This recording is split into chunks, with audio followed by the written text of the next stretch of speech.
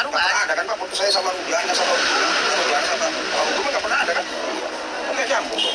Jadi menurut Bapak apa yang terjadi kalau tiba-tiba Aldi di 2 kali persidangan itu menyebutkan nama Bapak, bukan hanya Aris lagi-lagi ya, bukan hanya Aris tapi Aris Papua. Itu spesifiknya Bapak dong yang punya nama Aris Papua. Makanya saya itu pengen ketemu sama si Aldi. Kayak gitu. Aris ini bukan. Nah, nanti kalau emang bisa dikasih sama si Aldi, ya apa nanti kita mintain. Bapak siap kalau saya konfrontir dengan Aldi? Siap, itu yang saya tunggu, Pak. Biar enak kan. Makanya itu supaya clear Pak, karena kenapa kami mencari, karena ini kan nama institusi ya, selain nama keluarga Bapak, ini juga nama institusi Polri, sama-sama saya yakin seluruh rakyat Indonesia mencintai institusi Polri dan berharap Polri itu benar-benar sangat profesional menangani kasus. Kan cerita bahwa ada penganiayaan terhadap para terpidana itu kan mencederai hati kita semua yang mencintai Polri Pak. Nah itulah kenapa saya cari Bapak, bahwa beneran nggak melakukan penganiayaan. Tidak ada, tidak pernah. Semua fitnah. Oleh Titin dalam hal ini sebagai kuasa hukum dan juga nantinya saksi pada persidangan hari ini mengatakan bahwa ada 3 hari setelah korban tewas, ini Vina dan Eki, ada klaim asuransi jasa raharja yang disampaikan oleh ayah Eki, Ibtu Rudiana, dan di mana sebagaimana diketahui ini merupakan asuransi korban jiwa dari kecelakaan. Anda melihat ini juga mendukung dari pernyataan bahwa memang ini benar kecelakaan lalu lintas atau seperti apa?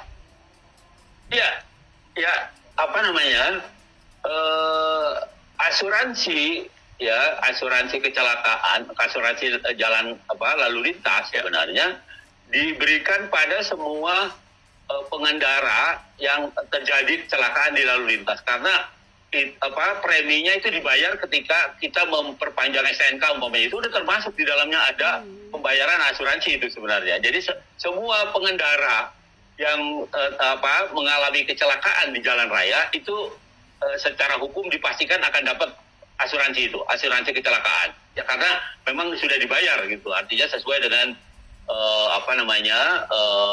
apa yang sudah diperjanjikan antara pemilik kendaraan dengan asuransi. Dan seperti itu.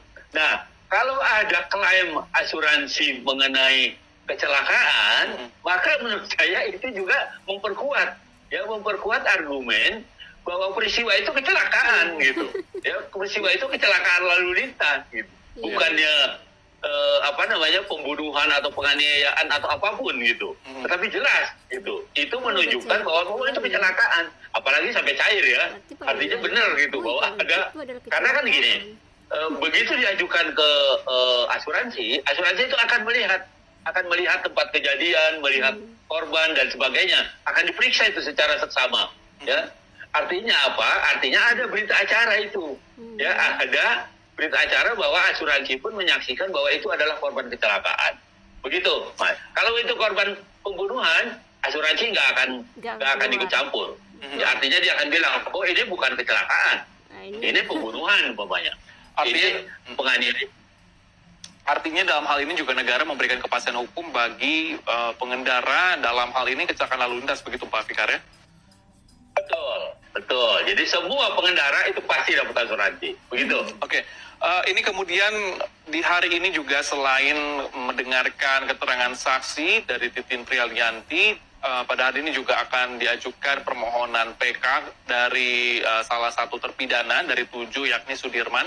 Dan pada hari ini tadi juga dikatakan bahwa keluarga Sudirman ini mengalami intimidasi dari pihak kepolisian sejak adanya dilakukan penangkapan Saka Peggy Setiawan ini pada bulan Mei kemarin. Anda melihat bahwa adanya tindakan yang dilakukan oleh penyidik ini seperti apa?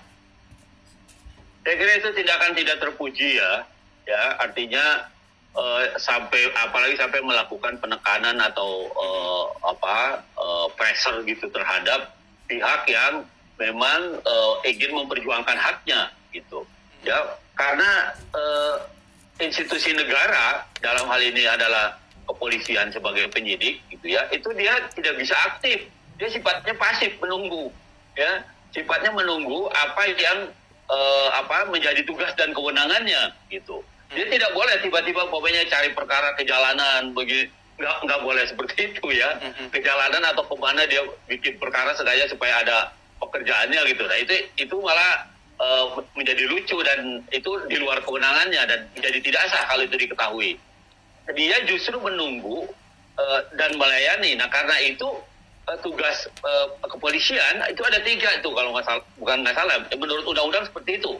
Ya, yang pertama dia aktif nih menjaga keamanan dan ketertiban, memang dia boleh aktif. Ya artinya menjamin ketentraman warga negara atau masyarakat ya di dalam satu komunitas atau di dalam satu wilayah hukum itu menjadi tertib, aman dan tertib gitu. Artinya semua berjalan sesuai dengan aturan. Yang kedua dia penegak hukum. Ya, penegak hukum itu dia baru bisa melayani kalau ada peristiwa hukum gitu. Artinya ini pasif nih. Ya, polisi sebagai penegak hukum itu pasif. Dia menunggu ya apa yang dilaporkan kepada dia baru dia proses gitu. Bahkan kalau ada tindak pidana yang bersifat delik aduan umpamanya, sementara korbannya tidak mau melapor ya, tidak mau melapor ke polisi, nggak boleh polisi duluan memproses gitu. Ya kecuali polisi melihat ada penganiayaan di jalanan, itu baru boleh aktif gitu, aktif dalam pengertian. Yang ketiga, polisi sebagai pelayan masyarakat. Nah, pelayan itu antara lain adalah melayani kita membuat surat izin mengemudi, kemudian dia ikut menjaga ketertiban kalau ada hajatan-hajatan di masyarakat dan sebagainya. Nah, itu bagian dari pelayanan dia gitu. Nah, jadi 3 fungsi ini sebenarnya juga meskipun di satu sisi ada sifat aktifnya, tetapi aktif kalau ada peristiwanya. Gitu, ya, bukan aktif dalam pengertian itu tadi ya, memaksa orang kemudian ini orang. Nah itu kalau itu sudah di luar kewenangannya. Dan ini menurut saya harus dilaporkan ke atasan atau ke propam bahkan begitu, Mas. Iya.